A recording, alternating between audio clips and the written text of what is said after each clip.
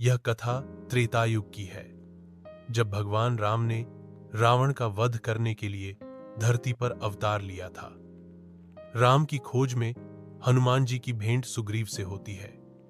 सुग्रीव उस समय किष्किंधा का राजा नहीं था, क्योंकि उसका भाई बाली ने उसे राज्य से निकाल दिया था और उसकी पत्नी को भी अपने अधिकार में ले लिया था। सुग्रीव राम से सहायता मांगता है और वचन देता है कि वह सीता की खोज में उसकी सहायता करेगा।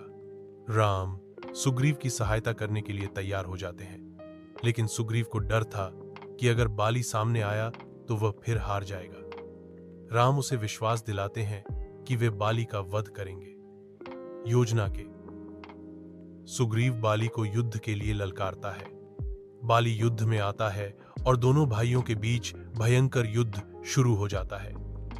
राम पास के एक वृक्ष के पीछे से छिपकर देख रहे होते हैं।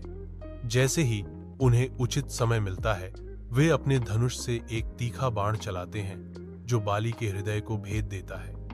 बाली घायल होकर गिरता है और राम से पूछता है कि उन्होंने छिपकर वार क्यों किया। राम उत्तर देते हैं कि उन्होंने धर्म के अनुसार कार्य किया है, क्योंकि बाली ने अपने भाई का राज्य और पत्नी छीनकर अधर्म किया था। बाली को अपनी गलती का एहसास होता है और वह मरते समय राम से आशीर्वाद मांगता है। इस प्रकार बाली का अंत होता है और सुग्रीव पुनः किष्किंधा का राजा बनता है। हनुमान जी इस समय से राम के परम भक्त बन जाते हैं और सीता की खोज में महत्वपूर्ण भूमिका निभाते हैं।